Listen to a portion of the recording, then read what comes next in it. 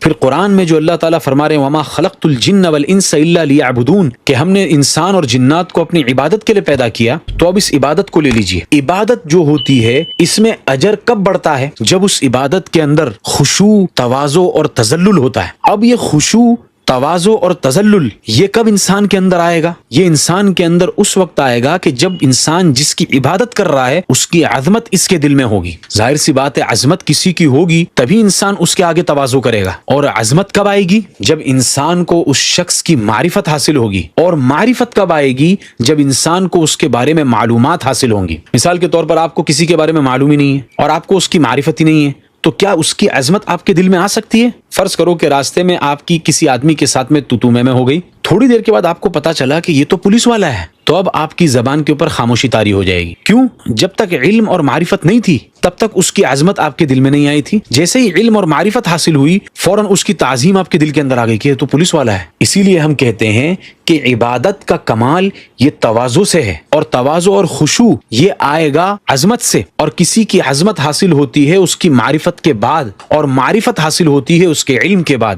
گویا کہ وہ شخص جو سب سے بڑا عالم ہے اس کی معرفت سب سے زیادہ ہوگی، اور جس کی معرفت سب سے زیادہ ہوگی اس کے دل میں معبود کی عظمت بھی سب سے زیادہ ہوگی، اور جس کے دل میں معبود کی عظمت سب سے زیادہ ہوگی اسی کے دل میں خشوع، خضوع اور تذلل اپنے پروردگار کے تئیں سب سے زیادہ ہوگا، اور جس کے دل میں خشوع، خضوع، تذلل اور تواضع سب سے زیادہ ہے اسی کی عبادت سب سے افضل ہوگی۔ اسی لیے ہم کہتے ہیں کہ آپ صلی اللہ علیہ وسلم کا ایک سجدہ ساری امت کے سجدوں سے بہتر ہے۔ وجہ اس کی یہ ہے کہ نبی کا علم سب سے زیادہ، جب نبی کا علم سب سے زیادہ تو نبی کی معرفت سب سے زیادہ، جب نبی کی معرفت سب سے زیادہ تو نبی کے دل میں اللہ کی عظمت سب سے زیادہ، اور جب نبی کے دل میں اللہ کی عظمت سب سے زیادہ تو نبی کے دل میں خشوع، خضوع اور تواضع سب سے زیادہ، اور جب نبی کے دل میں تواضع، خشوع اور خضوع سب سے زیادہ تو نبی کی عبادت اور نبی کی نماز کا ایک سجدہ پوری امت کے کروڑوں سجدوں سے افضل ہے۔ گویا کہ عبادت کی قبولیت اور عبادت کی افضلیت بھی علم کے اوپر موقوف ہے، اور آپ علم کے اوپر نکیر کر رہے ہیں، علماء کے مشغلے کے اوپر نکیر کر رہے ہیں،